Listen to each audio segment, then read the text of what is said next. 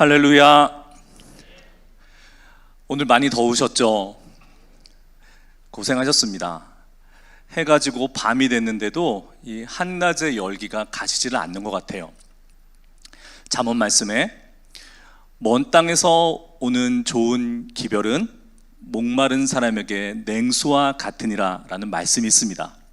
오늘 더위에 지치고 은혜에 목마른 우리들에게 하나님께서 냉수와도 같은 은혜를 부어주실 줄 믿습니다. 여러분 기대하시죠? 기대합니다. 휴가지에서 벌써 휴가지에 가 계신 우리 꿈의 가족도 계실 거고, 또 코로나 재확산 속에서 자가격리 하시면서 예배의 자리에 계신 우리 가족들도 계실 거라고 생각돼요. 계신 곳이 어디시건 우리 주님의 동일한 은혜가 임하실 줄 믿습니다. 우리 함께 주님을 예배하고 말씀 듣고 찬양하고 기도하겠습니다. 오늘 우리 하나님께서 우리에게 주시는 말씀 출애굽기 20장 13절의 말씀인데요, 우리 계신 곳에서 한 목소리로 함께 읽겠습니다. 시작. 살인하지 말라. 아멘. 십계명 말씀으로 우리 은혜 받고 기도하고 있습니다. 십계명, 하나님께서는 모세에게, 당신의 백성에게 이 계명을 주시면서 계명을 주시기에 앞서 이렇게 말씀하셨어요. 나는 너를 애굽 땅 종된 집에서 인도하여 낸 내 하나님 여호와니라. 아멘. 하나님께서는 당신의 그 거룩하신 이름을 걸고 우리에게 명령이 아닌 약속을 주셨어요. 그것이 십계명입니다. 오늘은 6번째 계명, 살인하지 말라인데요, 여러분, 우리 다른 건 몰라도 이 제 6계명만은 지킬 수 있다, 그렇게 생각하시죠? 누구나 지킬 수 있을 것 같은 제 6계명, 살인하지 말라, 이것이 오늘 우리에게 주어진 말씀이에요. 지킬 수 있을 것 같은데, 그런데 예수님께서는 뭐라고 말씀하시냐면 마태복음 5장 21절 22절의 말씀을 보겠습니다. 옛사람에게 말한 바 살인하지 말라. 누구든지 살인하면 심판을 받게 되리라 하였다는 것을 너희가 들었으나 나는 너희에게 이르노니 형제에게 노하는 자마다 심판을 받게 되고 형제를 대하여 라가라 하는 자는 공회에 잡혀가게 되고 미련한 놈이라 하는 자는 지옥 불에 들어가게 되리라. 여러분, 예수님께서는 살인하지 말라라는 이 6번째 계명을 형제에게, 이웃에게 분노하는 것, 형제를, 이웃을 라가라고 하는 것,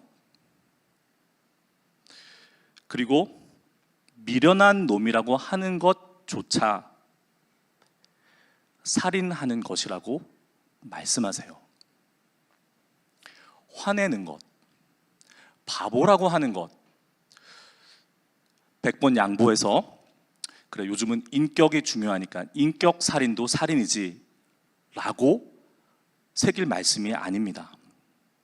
예수님께서는 단순한 인격 살인의 문제가 아니고 우리가 형제에게 분노하지 않는 것, 누군가를 미워하지 않는 것, 그리고 죽어가는 누군가를 버려두지 않는 것을 살인하지 말라라는 하나님의 계명의 참뜻이라고 우리에게 말씀하세요. 3가지를 말씀하셨죠. 노하지 않는 것, 라가라고 하지 않는 것, 미련한 놈이라고 하지 않는 것. 그 뒤에 붙는 게 조금씩 다릅니다. 하나는 심판을 받게 되고, 하나는 공회에 잡혀가게 되고, 하나는 지옥불에 들어가게 된다. 그러면 점차적으로 강도가 세지니까 미련한 놈이라고 하는 게 지옥불에 들어가게 되는 거니까 그게 제일 큰 살인일까요? 표현법일 뿐이지 이 3가지는 모두 동일하게 하나님께 심판받을 살인이라는 거예요. 어떠신가요? 여러분, 오늘 많이 더웠는데 불쾌지수가 상당히 높았는데 화 몇 번 내셨어요? 내 가까운 이웃에게, 내 사랑하는 이에게 화 몇 번 내셨어요? 그리고 함께 일하는 또는 함께 생활하는 분들 중에 아유 답답해, 그런 마음 몇 번 품으셨어요? 만약 그러하시다면 오늘 하루만 하더라도 벌써 예수님께서 말씀하신 살인을 여러 차례 저지른 것이에요. 엄청난 이야기입니다. 예수님은 절대로 헛말씀 안 하시잖아요. 우리 이거 어떻게 해야 됩니까? 6번째 계명만큼은, 살인하지 말라라는 계명만큼은 이거는 내가 지킬 수 있어 라고 생각했는데 낭패입니다. 먼저 이 세 가지를 좀 살펴보겠습니다. 형제에게, 이웃에게 노한다, 화가 난다. 여러분, 왜 화나죠? 우리 잘 알지 않습니까? 우리 모두 다 화 잘 내니까. 왜 화납니까? 내 맘대로 안 되니까 화가 나죠. 그러면 내 맘대로 안 된다고 화내도 됩니까? 내 맘대로 안 된다고 해서 화를 내면 안 되지만 내 맘대로 안 되면 화를 냅니다. 왜 화가 날까요? 우리의 뿌리 깊은 죄성 때문에 그래요. 여러분, 우리는 누군가 위에 군림하고 싶어 해요. 누군가 위에 올라서서 내려보며 지배하고 싶어 해요. 그게 우리의 죄성이에요. 여러분, 내 마음대로 할 수 있는 사람은 아무도 없습니다. 오늘 그것을 나누려고 그래요. 이 문제, 노하는 문제, 그렇게 단순하게 볼 일이 아니에요. 분노 조절 장애, 이런 차원의 일이 아닙니다. 우리들의 깊은 차원의 죄성의 문제예요. 두 번째, 라가라고 하는 말, 그리스 말로 라카라고 옮겼는데요. 이 말은 예수님의 모국어라고 할 수 있는 아람어로 레카라고 하는 말을 그대로 옮긴 거예요. 이 라가라는 말은. 이 라가라는 말은 무슨 말이냐면 쓸모없는 놈이란 뜻이에요. worthless, useless, 쓸모없다 이거예요. 여러분, 우리 인생들은 유용한가 유용하지 않은가 기준은 납니다. 나에게 유용한가 유용하지 않은가, 이것에 따라서 판단하고 결정해요. 형제를, 이웃을 그 기준을 갖고 보는 겁니다. 이런 쓸모없는 엄청난 죄악이에요. 너무 심각한 것 같아서 오늘이 7월 29일이잖아요. 오늘은 7월 29일, 제가 좋아하는 분의 생일입니다. 또 저 목사님 또 무슨 얘기 하려고 그러나 김현이란 분이 있어요. 문학평론가예요. 문학과 지성이라는 그 개간지를 내신 분이죠. 문학평론가입니다. 불문학을 전공한 문학평론가예요. 이분이 무슨 이야기를 했냐면, 그러면 갑자기 그 사람은 왜 얘기를 꺼내느냐? 이름이 현이잖아요. 본명이 아니에요. 본명은 광남이에요. 근데 이름을 현이라고 지었는데, 이 현이 제 이름의 현자랑 한자가 같아요. 제 이름의 현자는 발그현인데 거무련 옆에 불화를 넣어요. 사람의 이름에 발글현이라는 이 불화가 들어간 한자를 쓰는 사람은 저는 못 봤어요. 부모님이 지어주셨는데 왜 그런 이름을 지으셨는지 모르겠어요. 제 안에는 불이 있습니다. 네, 화가 있다는 게 아니고 성령의 불이 있습니다. 근데 그 현이라는 이름 때문에 그분에게 관심을 갖기 시작했는데, 이분이 이런 이야기를 남겼어요. 유용함은 쓸모 있다, 쓸모 없다. 지금 이 얘기 하다가 이 얘기가 나왔습니다. 유용함은 인간을 억압한다. 문학은 쓸모 있는 것이 아니기 때문에 인간을 억압하지 않으며 억압이 인간에게 얼마나 부정적으로 작용하는지를 보여준다. 이것이 바로 쓸모없는 문학이 쓸모 있는 이유이다. 갑자기 무슨 얘기냐? 여러분이 문학이라고 쓰여진 구절에다가 말씀이라고 한번 넣어볼까요? 유용함은 사람이 쓸모가 있다, 쓸모가 없다라고 판단하는 것은 인간을 억압한다. 말씀은 쓸모 있는 것이 아니기 때문에 인간을 억압하지 않으며 억압이 인간에게 얼마나 부정적으로 작용하는지를 보여준다. 와, 닿으세요? 전혀 공감이 안 되고 있네요. 그러면 그 문학이란 자리에 말씀을 넣었는데 말씀이란 자리에 사랑을 한번 넣어보겠습니다. 집요하죠? 예, 공감을 얻을 때까지. 유용함은 인간을 억압한다. 사랑은 쓸모 있는 것이 아니기 때문에 인간을 억압하지 않으며 억압이 인간에게 얼마나 부정적으로 작용하는지를 보여준다. 이것이 바로 쓸모없는 사랑이 쓸모 있는 이유이다. 아직이요? 그러면 이렇게 말씀드리겠습니다. 여러분, 우리 흔히 이렇게 얘기합니다. 유행가 가사에 사랑이 밥 먹여주냐? 와, 닿으세요?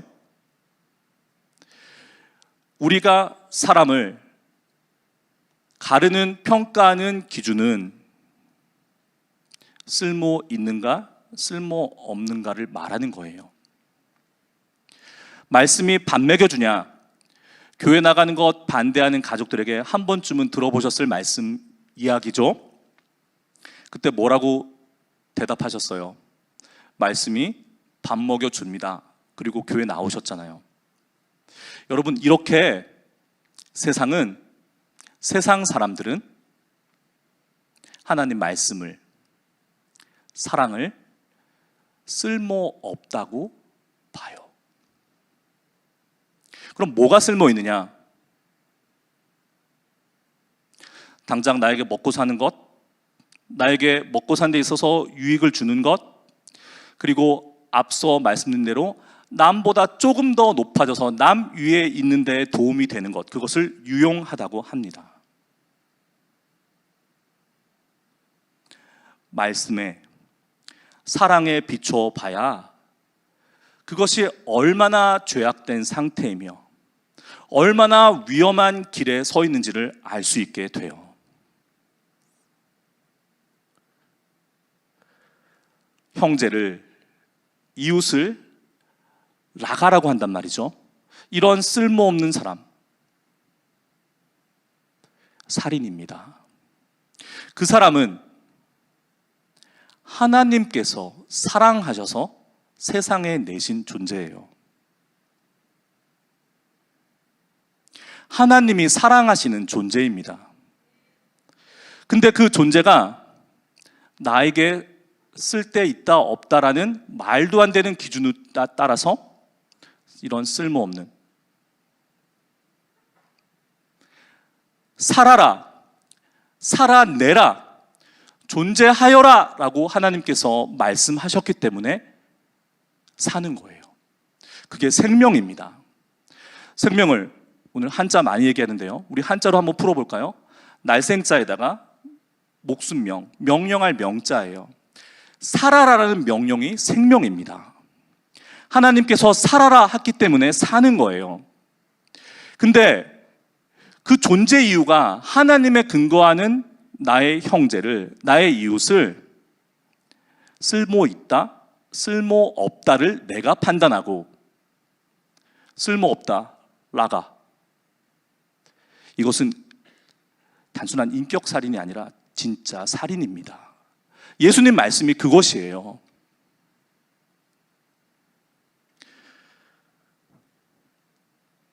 심각한 김에 하나 더 얘기하겠습니다.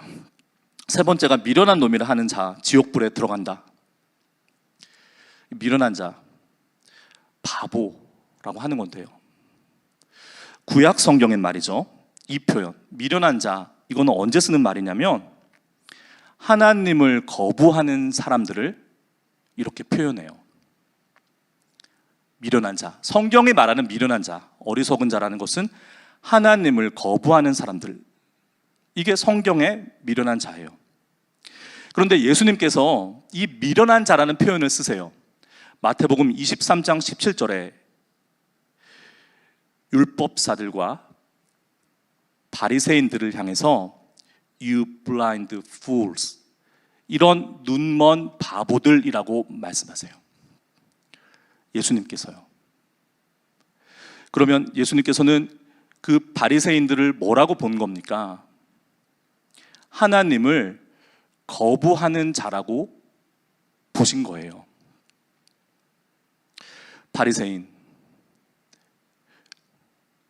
그래서 이 밤 시간이 바리새인 얘기할 시간이 있을지 모르겠는데 한번 해보겠습니다. 우리 신앙인들이 성경을 읽다 보면, 설교 말씀을 듣다 보면 이 바리새인들하고 자주 만나요. 그렇죠? 예수님 만나는 것만큼 바리새인 자주 만납니다. 그렇죠? 이 바리새인들 우리는 무시해요. 나쁜 놈들이라고 치부합니다. 그런데 사실 이 바리새인들은 1세기 팔레스타인에서는 영웅들이었어요. 이들은 하나님의 말씀을 회복하자, 하나님의 율법을 현대화했어요. 248가지 해야 할 것, 365가지 하지 말아야 될 것, 1521가지의 수정 조항으로 하나님의 말씀, 율법을 현대화했고 정리했어요. 왜 그렇게 했을까요? 율법을 잘 지켜야 우리 민족이, 우리 조국이 일어난다 이거예요. 이방 문화와 이방 제약에 우리가 이렇게 물들어서 하나님을 떠났기 때문에 우리가 지금 이 모양 이 꼴인 거야. 하나님 말씀으로 돌아가야 돼. 이게 바리새인들의 주장이에요. 그리고 이들은 민중들의 인정을 받았어요. 성전을 장악하고 있는 엘리트 사두개파 사람들보다 일반 백성들은 바리새파 사람들을 더 따랐어요. 이들은 회당을 장악하고 하나님 말씀을 가르쳤어요. 그런데 예수님은 왜 이 사람들에게 하나님을 거부하는 자라는 뜻을 가진 미련한 놈들이라고 했을까요? 앞선 마태복음 5장 21절 22절의 말씀 속에 답이 있습니다.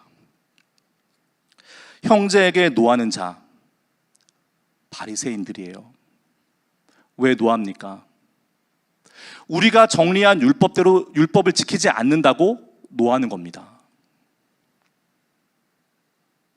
왜 형제에 대해서 락하라고 말합니까? 율법을 안 지키는 자는 쓸데없다는 거예요. 왜 미련한 자라고 말합니까? 자신들이 정리한 하나님의 율법을 거부한다라고 하면 미련한 자라고 하는 거예요. 예수님이 보실 때 이들은 지금 무슨 짓 하고 있는 겁니까? 형제를 죽이고 있는 거예요. 그래서 바리새인들이 그토록 개인 견공과 민족 애와 하나님 율법에 대한 충성과 순종, 좋은 건 다 이야기하는데 예수님께 그렇게 혼나는 겁니다.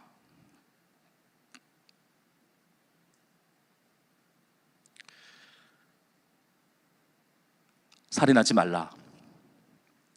단순한 문제가 아닙니다. 21세기를 사는 우리들 가운데도, 우리 신실한 신앙인들 가운데도 이 바리새파 사람들이, 바리사이들이 많아요. 바리사이들의 유일한 문제는 무엇인가 하면 지난 시간에 말씀드린 것과 같습니다. 율법을 자신들의 힘으로, 인간적인 노력으로 지킬 수 있다고 착각한 거예요. 십계명은, 하나님 말씀은 타락한 인간이 감히 지킬 수 없는 겁니다.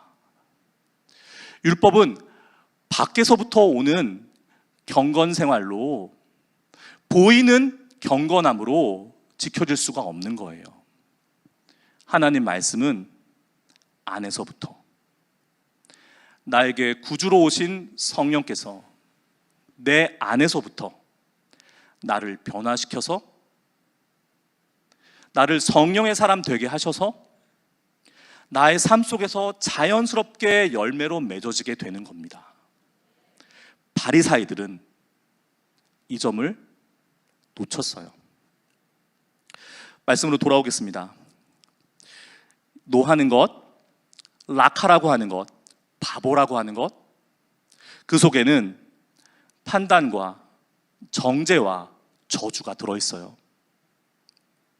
여러분, 주님께서 판단하지 말아라고 하신 이유가 이래서 있는 겁니다. 너희들에게도 정죄함이 없어졌으니 너희도 정죄하지 말라라고 하신 거예요. 왜요? 그것은 하나님께서 세상에 내신, 하나님께서 존재하게 하신, 살아라라고 그 존재의 근거를 주신 그 생명을 죽이는 겁니다. 하나님을 인정하지 않는 거예요. 이보다 무서운 죄악이 어디 있습니까?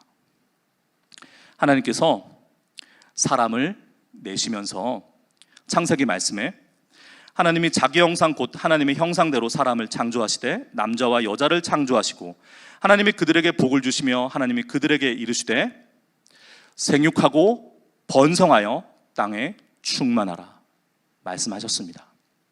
생명은 살아라, 살아 있어라, 살아내어라 하시는 하나님의 명령이에요.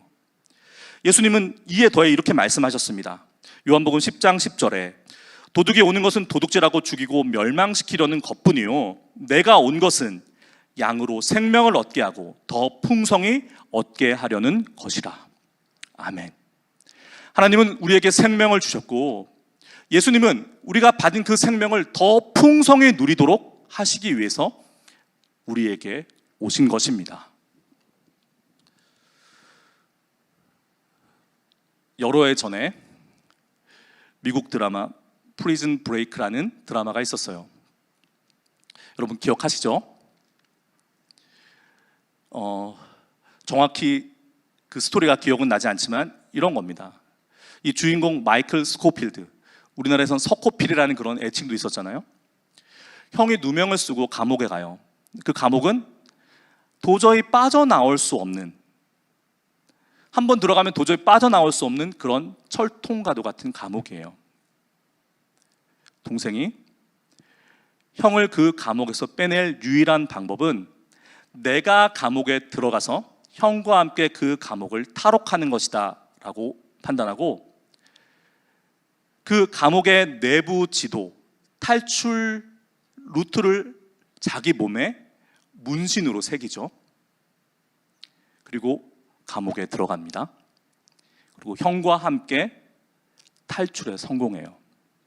왜 갑자기 이 얘기를 하냐면 여러분 예수님께서 우리에게 오신 이유가 바로 이 영화 속 이야기와 똑같기 때문이에요. 우리 못 벗어납니다. 우리의 죄악됨에서 벗어날 수가 없어요. 유일한 방법은 주인공이 온 몸에 탈출 경로를 문신으로 아로새기고 그 감옥 속으로 뛰어 들어갔던 것처럼 하나님께서 사람의 몸을 입으시고 이 땅에 들어오시는 수밖에 없었어요. 주인공 마이클 스코필드의 몸에 탈출 경로가 새겨졌던 것처럼 예수님께는 우리가 이 죄와 사망에 영원히 헤어나올 수 없는 그 감옥으로부터 벗어나오게 할 루트가 있어요. 그래서 십계명 말씀을 나누면서 그 계명의 말씀을 바리새파들에게 다시 한번 그 뜻을 잘 설명해 주고 계신 예수님의 말씀을 소환한 것입니다. 여러분, 살인하지 말라라는 계명은 예수님께서 정리해 주신 바에 따르면 내 이웃을 내 자신과 같이 사랑하라에 속하는 계명이에요. 그렇죠? 제 5계명부터 마지막 제 10계명까지는 주님께서 말씀을 정리해 주시면서 이것은 내 이웃을 내 자신과 같이 사랑하는 것이다 라고 풀어주셨잖아요. 우리 그 예수님께서 제시해 주신 그 틀에 따라서 10계명 말씀을 읽고 있는 겁니다. 그러면 살인하지 말라는 것과 내 이웃을, 형제를 내 자신과 같이 사랑하라는 것은 같은 거예요. 살인하지 말라는 것은 우리가 할 수 있는 가장 소극적인 것 같고, 나 그것만은 안 할 수 있어 라는 것 같고, 내 이웃을 내 자신과 같이, 내 몸과 같이 사랑하라는 것은 가장 적극적인, 우리가 도달하기 어려운 일 같은데 왜 이 두 가지가 연결되냐 이거죠. 안 그래도 더운 날 밤, 금요일 밤 시원하게 기도하려고 모이셨는데, 이 자리에 나오셨는데 참 답답한 얘기만 계속 드리고 있습니다. 그런데 여기에 우리의 살 길이 있어요. 주님의 말씀으로 더 들어가 보겠습니다. 앞서 말씀한 내용의 그 뒷부분이에요. 예수님께서는 살인하지 말라라는 것은 단순히 생명을 빼앗는 것이 아니라 노하는 것, 라가라고 하는 것, 미련한 자라고 하는 것이다 라고 말씀하시면서 바로 이어서 무엇을 말씀하시냐면 마태복음 5장 23절의 말씀입니다. 그러므로 예물을 제단에 드리려다가 거기서 내 형제에게 원망 들을 만한 일이 있는 것이 생각나거든 예물을 제단 앞에 두고 먼저 가서 형제와 화목하고 그 후에 와서 예물을 드리라. 너를 고발하는 자와 함께 길에 있을 때 급히 사화하라.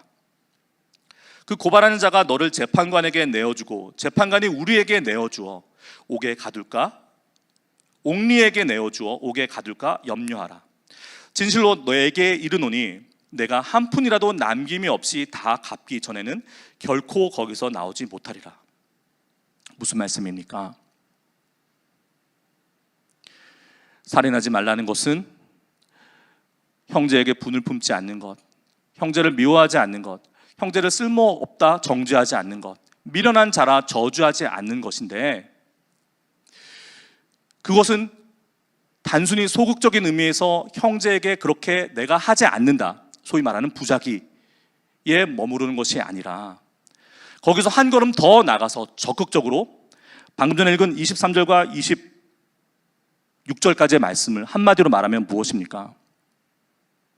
용서를 구하고 용서하라는 말씀이에요. 화목하게 사화하라. 그것이 제단에 예배를 드리러 가는 일보다 더 급한 일이라 말씀하시는 겁니다. 죽고 사는 문제란 뜻이에요. 여러분, 아까 김현이라는 문학평론가 이야기를 했는데요, 얘기가 들어갔다 나왔다 오늘 이렇습니다. 저는 이분을 제 글 선생님이라고 생각해요. 직접 배운 적은 없습니다. 그런데 이 문학평론가의 글을 읽어보면 그분의 글에는 분명한 게 한 가지가 있어요. 주어가 분명합니다. 나는. 자기의 생각, 자기의 신념은 나는이라고 표현해요. 그리고 자기 것이 아닌 것은 누구에 의하면 반드시 인용합니다. 학자들의 논문에서나 목사들의 설교에서조차 표절이 넘쳐나죠. 내 것이 아닌 걸 내 것처럼 갖다 씁니다. 예수님께서 이렇게 말씀하시지 않습니까? 너희들은 이렇게 말하지만 나는 이렇게 말한다. 옛사람이 율법이 살인하면 심판받는다라고 말하지만 나는 형제에게 분노하는 것, 형제를 나가라고 하는 것, 형제를 미련한 자라고 하는 것이 살인하는 것이다 라고 말한다. 여러분, 예수님의 이름으로, 예수님의 권위로 선포합니다. 나는 선포합니다. 우리 안에 있는 가장 큰 죄악, 하나님 나를 사랑하시죠? 하지만 내 앞에 있는 저 사람도 사랑합니다. 동일하게요. 내 옆에 있는 나의 이웃도 나의 가족도 사랑합니다. 나는 그들에 대해서 판단하거나 정죄하거나 저주할 아무런 권한이 없어요. 그런데 우리는 오늘도 여러 차례 그 일을 되풀이했습니다. 저 사람 때문에 회사 못 다니겠어. 판단하고 정죄했습니다. 내가 참고 사는 것도 한두 번이지 나 이 사람하고 도저히 못 살겠어. 오늘도 여러 차례 서류에 도장을 찍을까 말까 고민하던 분들 있을 거예요. 우리 교회 공동체 안에도 나 저 사람 때문에 교회 옮겨야지 안 되겠어. 우리의 일상입니다. 대체 나는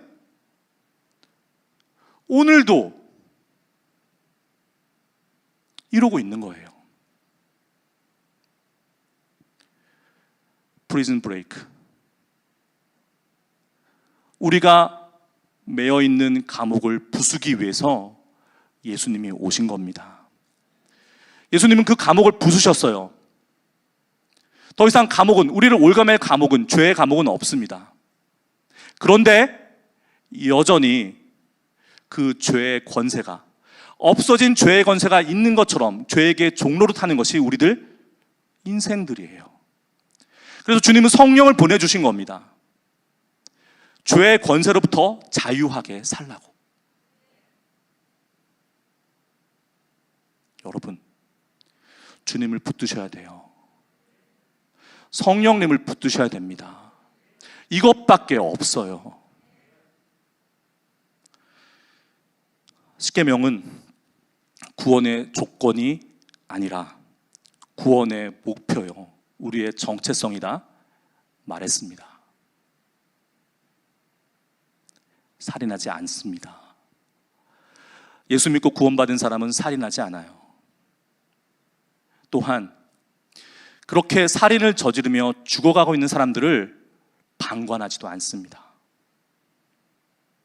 우리에게는 소극적인 의미에서 내가 살인하지 않는 것뿐만이 아니라 한 걸음 더 나아가 적극적인 의미에서 내 옆에 죽어가고 있는 사람, 살인의 죄를 저지르고 있는 사람을 돌이키게 할 책임 또한 있어요.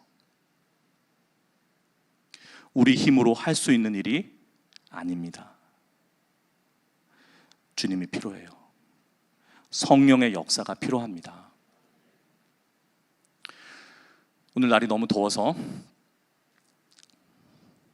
문득 이런 시가 생각났습니다. 정현종 시인의 섬이라는 시인데요, 딱 절이 두 개예요. 사람들 사이에는 섬이 있다. 그 섬에 가고 싶다. 그 섬은 뭘까요? 우리에게 왜 그 섬이 필요할까요? 막연한 그 섬이란 자리에 주님을 넣어 보십시오. 사람들 사이에 주님이 있다. 우리는 주님께 가고 싶다.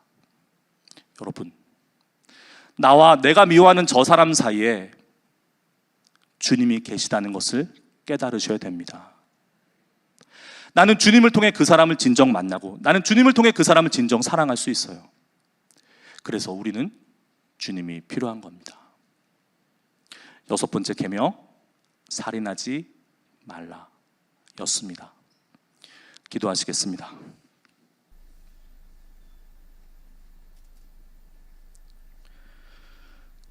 거룩하신 주님, 오늘 하루만 해도 우리는 몇 번이고 내가 사랑해야 할 사람을 미워하고 내가 사랑해야 할 사람을 저주하며 그를 정죄하였습니다. 나의 죄악을, 우리의 죄악을 이 밤 주님 앞에 내어놓게 하여 주옵소서. 주님 또한 나와 그 사람 사이에 주님 계셔서 그 사람을 사랑하는 것이 주님을 사랑하는 것이고, 주님을 사랑하는 것이 그 사람을 사랑하는 것 되게 우리를 변화시켜 주옵소서. 예수님의 이름으로 기도합니다. 아멘.